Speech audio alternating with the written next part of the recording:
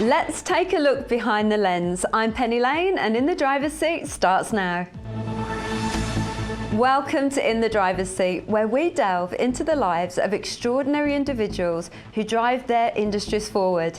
In this episode, we meet the renowned celebrity photographer all the way from Bulgaria to Berlin to Australia. My guest has had an incredible journey and worked with the likes of Sony Music, Rolex, Mazda, Netflix, and every celebrity you can think of. Welcome to the show, Vassi Lena. Thank you for having me, Penny. Now tell us a little bit about how your career got started, Vassi. My career as a photographer started in 2011, but how I got to become a photographer is started in about 2007. So I was living in Berlin and I was finishing my degree in art history in University of Berlin. And I was really at the crossroads, I didn't know what to do and what I wanted to be. I thought I'm going to curate art in a museum or work in a gallery. And then by sheer coincidence, I got a job at the Vanity Fair, Germany. Wow. So that was Condensed Publishing House, as a photo editor. As art historians are very good in researching pictures and organizing photo shoots, etc. So I was working for the Vanity Fair and it was just an amazing job. I was only 24, 25 years old. And then 2008 happened. So that was the big financial crisis. Publications started to closing down and unfortunately Vanity Fair Germany had to close down. And there I was, 25-year-old with a university degree and nowhere to go because nobody was really hiring. So I thought maybe this is a sign to start something new. And I've always wanted to come to Australia. It sounded so exotic and so far away. So I thought, you know what, I might give it a go. So I did a little bit of research, found I can do a photo media degree in the College of Fine Arts and applied. And mind you, at that time, I don't think I've ever even held a camera in my life in my hands. It was as a photographer, as a professional photographer. So what was the driving force for you to do that and take that path? Working with so many talented photographers, organizing the photo shoots and seeing how it all works from the start, from the idea for a photo shoot till the finished product and seeing the beautiful images in a magazine. That really fascinated me. And I've been always this person that I like to do everything myself. So I thought I'll give it a go. I wanted to create. I thought I was an artist and I can create something beautiful. So that was it. And like young and naive, I didn't really think it through. I didn't think how am I exactly going to get there. There must be other people that want to shoot for Vogue or Vanity Fair or that, And what was there anything in your early childhood or in your background that drove you to want to succeed and do things by yourself? Or was there a mentor or anybody that really inspired you? My mom, really, she is a designer. She was and she still is a designer. A fashion designer. So I grew up in a household with very artistic mom, and my dad was making all these figurines out of wood. He knew how to carve wood. My grandmother was as a very successful musician. So I've always strived to do things, artistic things. And I also did ballroom dancing in my early days. So I'd like to I love to perform, and I was very artistic, or I still am very artistic. So I think that was the driving force from my childhood. I just knew that I'm not going to do anything with science. I hated math. It was always going to be something artistic. And when was that moment when you decided, right, I'm going to go out on my own, I'm going to start a business and really pursue my dreams?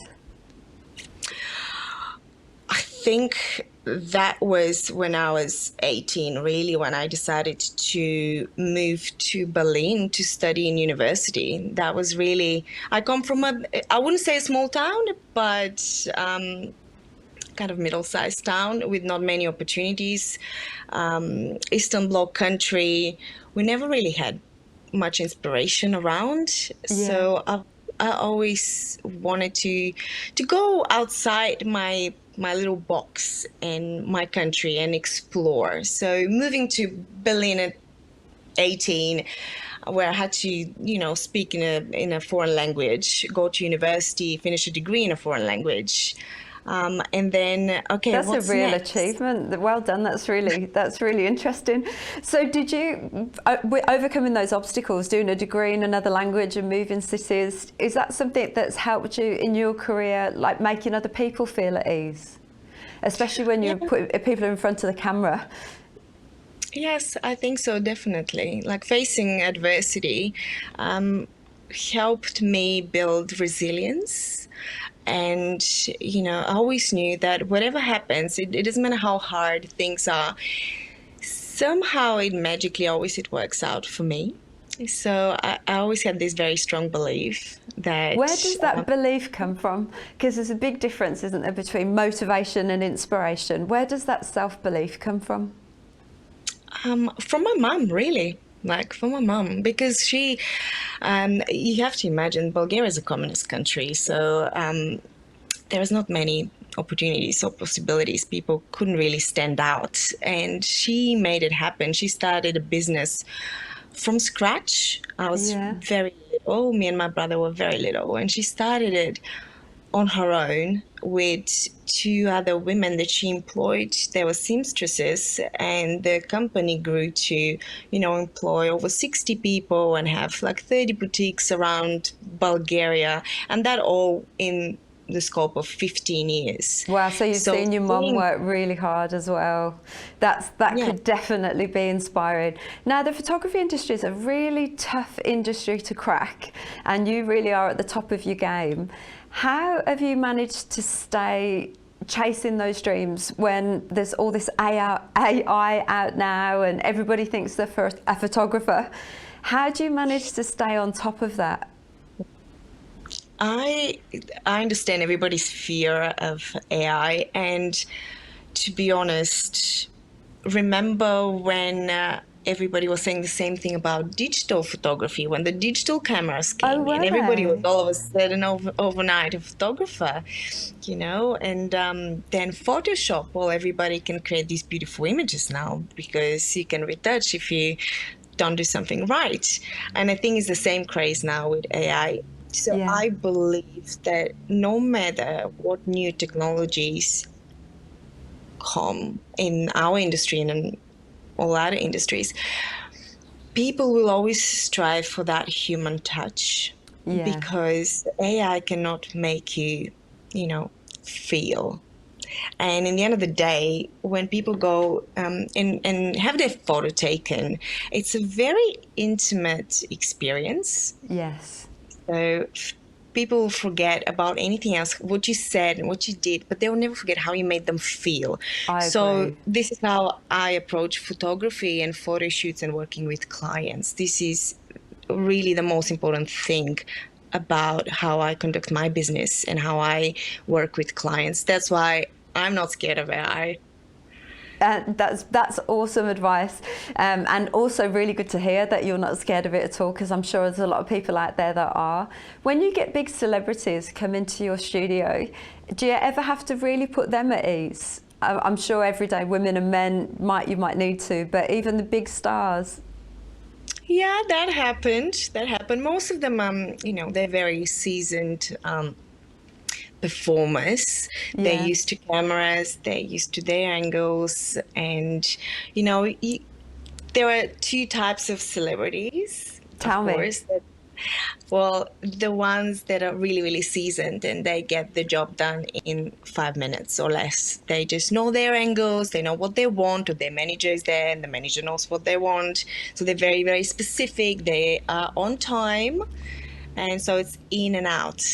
And then you have those ones that need a little bit more, and you wouldn't even believe. And I think I can share one story, and that was Jessica Marboy, and she's one of my favorite people. And I Oh, photographed she's a her a couple beautiful of times. person. Absolutely stunning. And the first time I did her portrait, I think she just had like a hard day, like she very Yeah.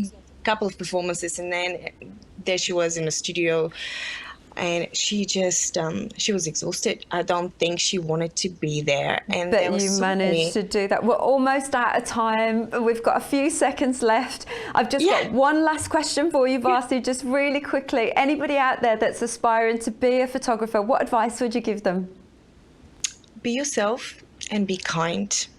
Be kind. This is the one advice that I'll say. Be kind and make people feel happy and natural.